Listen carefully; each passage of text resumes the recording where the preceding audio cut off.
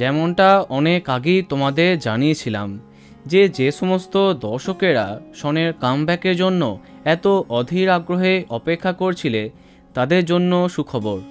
অবশেষে এখানে আকাশ নীল মন ফাগুনের পরে স্টার জলসারই আপকামিং ধারাবাহিকে নায়ক চরিত্রে তাকে দেখা যাবে, কিন্তু তার নায়িকাকে হচ্ছে তখন কনফার্ম জানা যায়নি।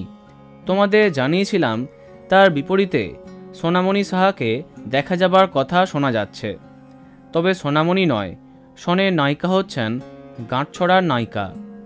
এই মাসেই মাঝামাঝি করে বা তার আগেই চলে আসছে ম্যাজিক মোমেন্টের নতুন আপকামিং ধারাবাহিকের প্রথম প্রোমো, যেখানে শনের বিপরীতে দেখা যাচ্ছে টেলি অভিনেত্রী অনুষ্কা গোস্বামীকে। হ্যাঁ, গাঁটছড়া ধারাবাহিকের তৃতীয় নায়িকা বনি এবার প্রধান নায়িকা চরিত্রে কাজ করবেন। এর আগেও তাকে প্রধান চরিত্রে দেখেছে দর্শক।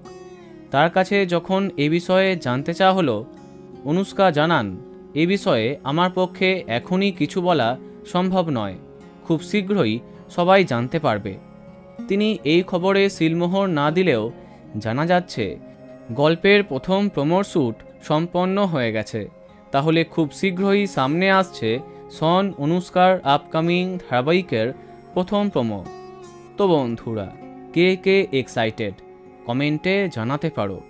ভিডিওটি লাইক এবং শেয়ার করো।